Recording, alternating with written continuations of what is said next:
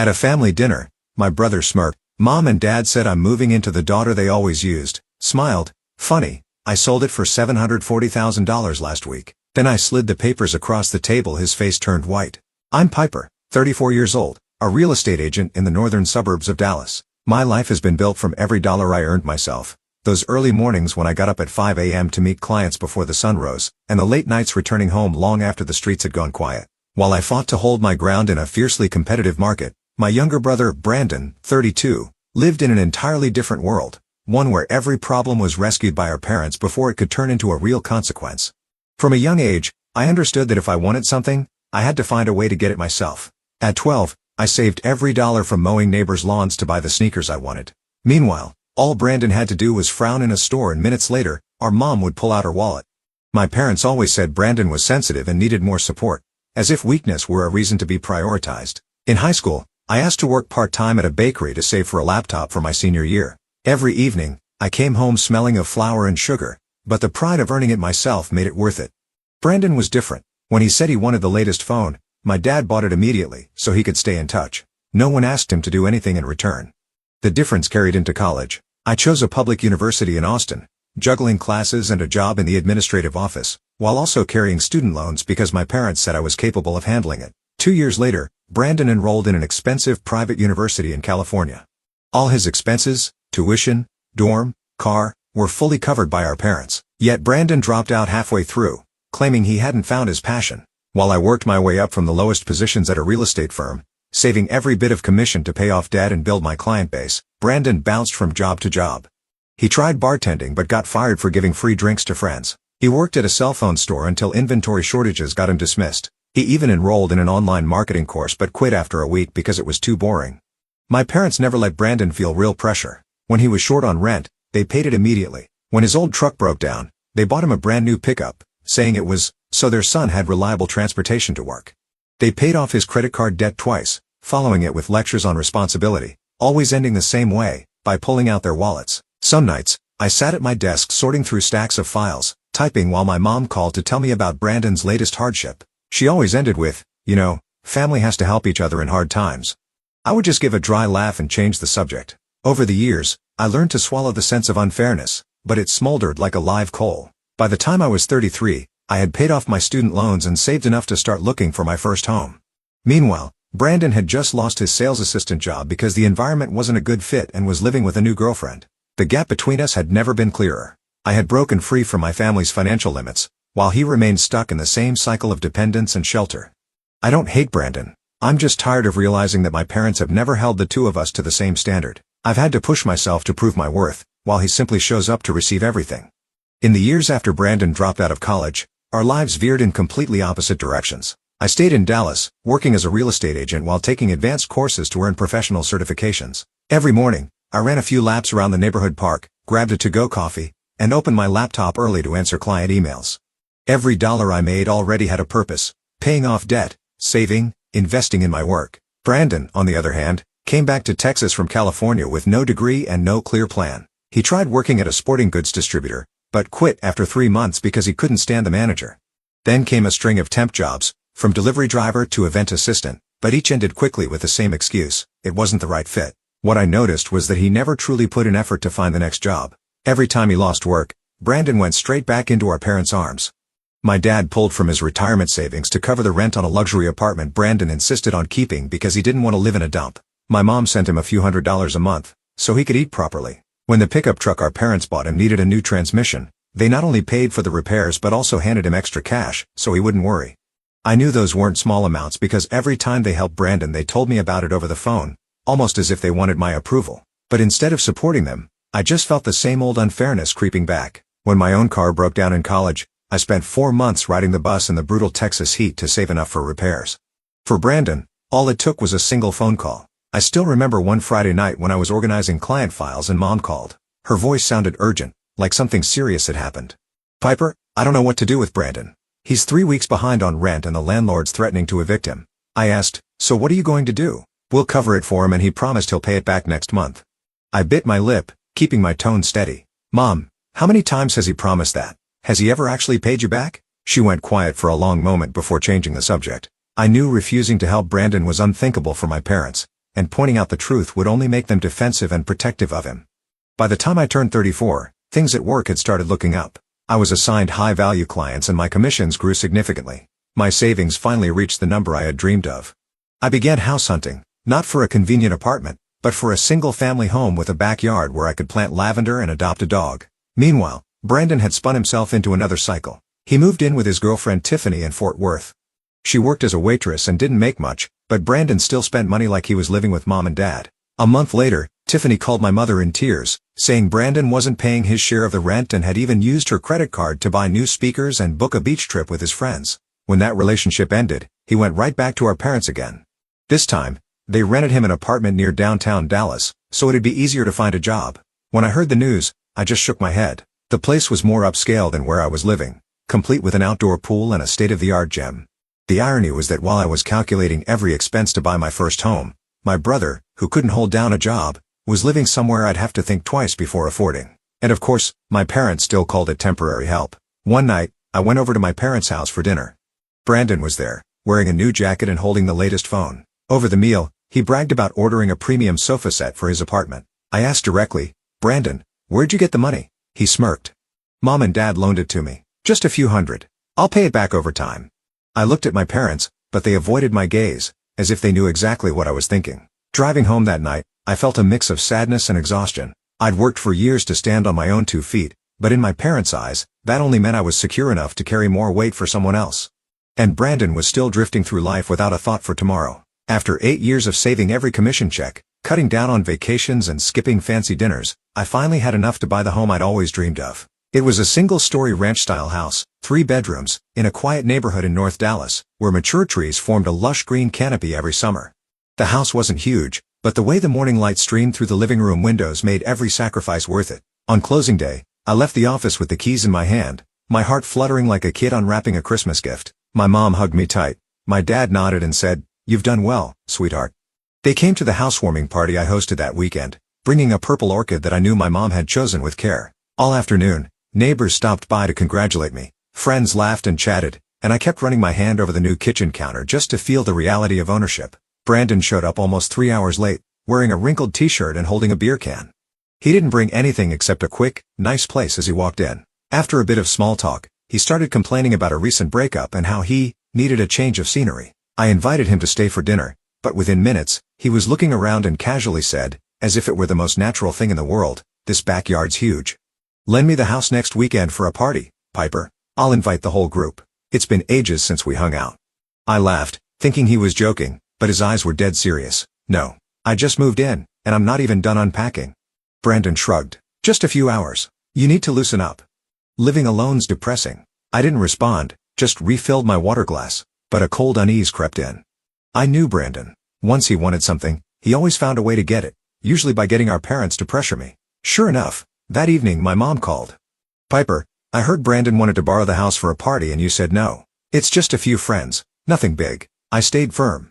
"Mom, this is my house. I just moved in, and I'm not ready to have strangers over." There was a pause before she said quietly, "You always have boundaries, but sometimes you should be more flexible with family." That one sentence showed me exactly how far apart we were. In my parents' eyes, my success was a communal resource, available for Brandon whenever he needed it. Over the next few weeks, I kept busy finishing each corner of my home. I painted the living room walls a warm cream, placed a navy armchair by the reading nook near the window. Every morning, I'd open the curtains and let the sunlight flood in, feeling that peaceful joy of having a space that was completely mine. Brandon was different. He rarely visited unless it was to suggest using the house for this event or that group hangout. One Saturday afternoon while I was mopping the floor, Brandon texted, "We'll be over early tonight. Mom says you won't mind." I froze, heart pounding. No one had asked me, yet everyone had decided. I called him immediately, my voice colder than the AC. "Brandon, let me be clear. This is my house, and I do not agree to anyone coming over without my permission." He scoffed. "You're overreacting. We just want to help you break in the house." I hung up, locked the doors, and drew the curtains. No one showed up that night, but I knew this wasn't over. Deep down, I understood something clearly. I'd entered a new stage of life, one where I was fully responsible for my own property and happiness. But to Brandon and my parents, I was still this single daughter, whose assets were a convenient fix for someone else's problems. I realized keeping this house wasn't just about paying the mortgage. It was about protecting it from hands that saw my boundaries as optional suggestions. Less than a year after I moved into my dream home, hidden problems started surfacing like cracks you couldn't patch over. At first, it was just a small leak under the kitchen sink. I figured I'd call a plumber and be done with it. But when they pulled the pipes apart, they found the entire water system was badly deteriorated and would need a full replacement to avoid a burst at any moment. The estimate, over $6,000, made my stomach drop. I had just paid my annual homeowner's insurance and bought a new dining set for the kitchen, so there was no spare cash. I had to dip into my emergency fund, money I'd spent years building up, to fix it. I thought that would be the end of it. But a few weeks later, Texas rainy season rolled in, bringing a worse surprise. A leaking roof. The roofer climbed up then came down with a grim look. It needs a full replacement, at least $11,000. A patch will only hold for a couple of months. I felt like collapsing right there on the porch. Not just because of the cost, but I knew if this kept up, the expenses would pile up like quicksand, pulling me under. As a real estate agent, I knew the market was at its peak. Home prices in my neighborhood had jumped more than 20% in just 2 years. But selling the house I had dreamed of for so long, the thought was gutting. This was the place I'd painted wall by wall, planted flowers in, and chosen every piece of furniture for. It wasn't just property, it was proof of my years of persistence and sacrifice. That night, I called Emily, my longtime financial advisor. After hearing me out, she sighed. "Piper, I know you love this house, but from what you're saying, it's becoming a burden. You could sell now while the market's hot, take the profit, pay off your debts, and start fresh somewhere more manageable." Her words weren't wrong. I'd given that same advice to clients in similar situations. But applying it to myself was much harder. The next morning, driving to work, I noticed sold signs sprouting up everywhere. Houses were going in days, some for over the asking price. On my way home, I stopped by the office of a trusted colleague, Mark, to ask about a quick sale. He looked over my listing photos and paperwork, then grinned. "With your location and condition, you could list 15% higher than you bought it for and still get multiple offers. You could sell within a week." That felt like the final push. I went home, stood in my living room, and watched the last light of the day stretch across the hardwood floors. I knew I had to choose: cling to this dream until it drained me dry, or let it go to protect my future. The decision wasn't impulsive. I spent a week running numbers: outstanding loan balance, repair costs if I stayed, projected profit if I sold, and budget for my next place. Every calculation pointed to the same answer. Selling was the only way to avoid sinking into debt. One thing I kept secret: I didn't tell a soul in my family. Especially not Brandon or my parents. I knew exactly how they'd react. Brandon would see it as a golden opportunity to swoop in, and my parents would insist I keep the house for the family. I needed space and quiet to close the deal before the drama hit. Mark connected me with a young couple who were looking for exactly my kind of home. They toured it on a Wednesday afternoon. I stood on the porch, hearing them gush over the open kitchen and big backyard. Just one day later they sent in an offer, 5% over asking, with a quick close and the option for me to rent back for 30 days while I moved. I signed the papers with a mix of relief and heartache. In less than a month, I'd have to leave the place I'd poured so much of myself into. But I also knew I was reclaiming my financial security, something I'd sacrificed far too long to hold on to a dream that was already cracking. Sunday dinner at my parents' house had been a tradition for years. No matter how busy I was, I made sure to be there at 6 o'clock sharp because my father hated it when anyone was late. That night I arrived on time carrying a bottle of red wine, still keeping my plan to sell my house a secret. I intended to share it only after all the paperwork was done, avoiding pointless arguments. The moment I stepped inside, I sensed something was different. The table was covered with a new cloth, silverware gleamed, and a chilled bottle of champagne sat in the center. Something I had never seen at an ordinary family dinner. My mother was smiling wider than usual and my father stood up to hug me, saying, "You're going to be surprised." Before I could ask, Brandon walked in from the living room, wearing a crisp new shirt and neatly combed hair. A rare sight. He held a gift bag, setting it on the table like it was part of some ceremony. My mother tilted her head and smiled knowingly. "Piper, we have good news tonight." Once we all sat down, my father began in a formal tone, as if making an announcement. "The family has discussed it and decided on the perfect solution for everyone." Brandon cleared his throat and raised his champagne glass. "Starting next week, I'll be moving in with you, Piper. Just temporarily until I get stable at work again." I set down my fork, looking at each face around the table. My mother nodded and added, "You have a spacious house and it's a waste for you to live there alone. Brandon can take the spare room, help with cleaning, and keep an eye on things when you're busy." I stayed silent for a few seconds, feeling like I was watching a play in which I'd been cast without being asked. When all eyes turned to me, I smiled faintly and said slowly, "That's a nice plan, but there's one problem." "What problem?" My father frowned. "I sold the house last week." The table fell silent. Brandon blinked rapidly, his mouth opening but no words coming out. My mother set her glass down with a sharp clink, her voice sharper than usual. "You what? Sold it? Why didn't you tell the family?" I pulled an envelope from my bag containing the signed contract and placed it on the table. Here are the papers. The buyers take ownership in 3 weeks. I'll be renting a smaller place that suits my budget. Brandon snatched the papers, flipping through them like he was searching for a loophole. You did this just to cut me off, didn't you? No, Brandon. I sold it because the repair and maintenance costs were too high. I'm not going to drown in debt. My father interjected heavily. Piper, this is a big decision. Why didn't you consult the family? I let out a short laugh. Like the way you all planned for Brandon to move in with me without ever asking me? The air at the table turned thick. Brandon shoved the papers back toward me and stood abruptly. I already told my landlord I'd be out by the end of the month. Where am I supposed to go now? You can rent another place, find a roommate, or stay with Mom and Dad. I looked directly at them. My mother hesitated. Brandon's room is now my sewing room. My father added, the storage is full. Clearing it would take time. I laughed, but inside I felt cold. So I'm expected to give up my living plans to clean up someone else's mess? Brandon growled. You always think you're better than everyone. No. I just think everyone should take responsibility for their own choices. He stormed out, slamming the door. My mother sighed, her eyes glistening. You do this and Brandon will have nowhere to stay. Mom, he's not homeless. He has plenty of options. I'm just not one of them. Dinner ended without anyone touching dessert. As I left, my father said quietly, I'm proud of you for standing your ground. But this isn't over. Driving home, I knew one thing for sure. Tonight's shock was just the beginning. Their plan had collapsed and they would find another way to pull me in. But this time I was ready. Brandon came back the next evening. Not to reconcile but to keep pushing. He stood on the porch, hands in his pockets, voice flat. Piper, I'll be straight. I need a place to stay, and I think you should do the right thing for the family. I opened the door just enough to block it, not inviting him in. The right thing for the family, Brandon, doesn't mean sacrificing my own life to make room for someone who refuses to take care of himself. He raised an eyebrow, smirking. Still the same attitude. I swear, you always think you're the only one who works hard. No, I replied evenly. I just know that at 32, you're more than capable of taking responsibility for your own choices.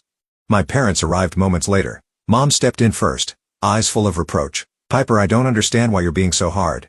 You know how tough things have been for Brandon. Mom, things are tough for him because everyone shields him from consequences. How many times have you paid off his credit card debt? Dad bought him a new car, covered his rent. You call that helping, but really it's keeping him from growing up. Dad cut in, voice stern. We're family. When one person has a problem, the whole family shares it. I'm not against helping, I said, looking straight at him. But helping means giving them a way to stand on their own, not turning someone else's home into a permanent rescue station. Brandon gave a short, mocking laugh. Listen to you like you're some family therapist. Truth is, you just don't want to share because you're selfish. Selfish. I raised an eyebrow. When I was 19, I paid for my own tuition and worked 2 jobs. No one offered to share anything with me. When my car broke down, I rode the bus for 4 months while you got a brand new car from Mom and Dad after one phone call. If selfish means protecting what I've worked my tail off to earn, then yeah, I'm selfish. Silence filled the room. My parents exchanged uneasy glances. Mom spoke softly. But you're in a much better place than Brandon now. You can afford to help, so why not? Because if I do, it'll happen again. He'll live comfortably with zero motivation to change, and next time, help will turn into taking full responsibility all over again. Brandon's tone sharpened. So you want me on the street? No. You can crash with a friend, find a roommate, or stay with Mom and Dad. Dad shook his head. The spare room's full of stuff and there's no time to clear it. Then clear it, I sighed. If you're willing to help, that's the most logical way. Brandon shot me a look, then turned to them. See? She just wants to kick me out. I felt my anger rising but kept my voice calm. Brandon, no one owes you a place to live. Just like I was never owed someone to pull me out of hard times. If you really want to change, you'll find a way. If not, you're choosing to stay where you are. Mom's eyes welled up. Hearing you say that, it hurts me. Mom, it hurts me too, being put in the position of carrying everyone else's load just because I take care of myself. Fairness isn't treating everyone exactly the same. It's setting the right expectations and letting them face their responsibilities. Dad stood as if to end the conversation. All right, Piper, I understand your point, but remember, no matter our differences, we're still family. I know, I nodded. And because we're family, I'm telling the truth. When they left, I stood in the doorway watching. Brandon didn't look back, stomping to his car and slamming the door so hard a neighbor glanced over. I knew things wouldn't be peaceful right away, but at least I'd finally said what I'd kept in for years, and this time, I wouldn't take it back. I had just shut the door when my phone buzzed. A text from Brandon. You'll regret this. I stared at it, exhaled slowly and set the phone on the table. Inside, I felt only relief, because at last, the burden called taking responsibility for someone else had been lifted, even if it was only the first step.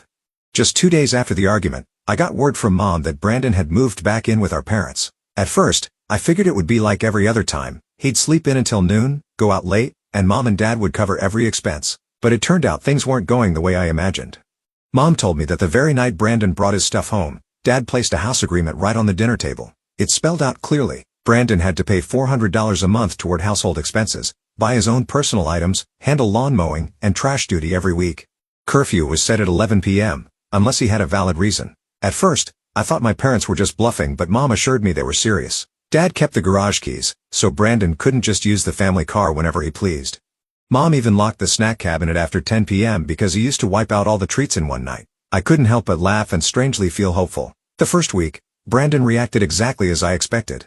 He complained that $400 is too much for an old room and that curfew feels like living in a dorm. But Dad was firm. If you want cheaper, rent somewhere else. Here there are rules. Surprisingly, Mom didn't rush to defend him like before. She simply said, Brandon, your father and I have been too lenient in the past. If you want to live here, you have to contribute. I stayed out of it, only hearing updates during brief phone calls. At first, Brandon skipped mowing the lawn and had the cost deducted from what he'd already paid, forcing him to make it up. One night he came home late. Dad locked the door and he had to sleep on the living room couch to remember the lesson. Gradually, Brandon started adjusting to the new routine. He took a part-time job at a nearby auto repair shop. Not glamorous, but enough to cover his rent to my parents and some personal expenses. Mom said it was the first time in years she'd seen him do his own laundry instead of dumping it in the machine and leaving her to fold it. 3 weeks later, I got an unexpected call from Dad. Piper, guess what? Brandon just had an interview at a big delivery company for a warehouse position. Not his dream job, but it's steady and comes with insurance. That's great, I replied, honestly surprised. I hope he sticks with it this time. Dad chuckled. I hope so too. Your mom and I have been setting aside his rent money so that if he's serious, we can help with the deposit on his own place. But we haven't told him yet. That news left me both relieved and a little amazed. It was the first time my parents were supporting Brandon while still holding him accountable. No more rushing to bail him out immediately. 2 months later, Brandon called me. His tone was calmer, without the usual blame or sarcasm. Piper, I just got hired full-time at the company. It's not a high position, but I feel like I'm starting to do something for myself. Congratulations, I told him sincerely. That's an important step. He hesitated for a moment before adding, I know I've made things hard for you. I'm not promising to change overnight, but I get why you wouldn't let me move in. If you had, I'd probably still be the same. I stayed silent for a moment, feeling the honesty in his words.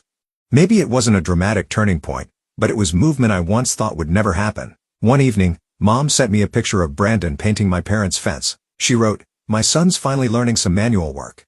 I laughed, remembering how he used to find any excuse to avoid the word labor. I know the process won't be perfect. Brandon will still have lazy or impulsive moments. But at least now he's gotten a taste of responsibility, something my parents shielded him from for years. And more importantly, this time they're learning to set boundaries instead of rushing to fix everything for him. I didn't say it out loud, but deep down I felt lighter. For the first time, I wasn't the only one in the family standing by the principle that everyone is responsible for their own choices. And maybe, just maybe, this could be the start of lasting change. Not just for Brandon, but for my parents too. 3 months after moving out of my old house, I signed the papers for a 2-story townhouse in Northwest Dallas. It was much smaller than my previous 3-bedroom home, but perfect for me. 2 bedrooms, a garage, and a small patio just big enough for a cafe table and a few pots of herbs. No leaky roof or rotting pipes to worry about. Everything was new and under warranty. The profit from selling my last house covered a big chunk of this one, making my mortgage lighter than ever. For the first time in years, I could open my monthly budget without feeling a knot in my chest. I even built an emergency fund that could carry me for at least 6 months if anything unexpected happened. The sense of financial security was such a relief.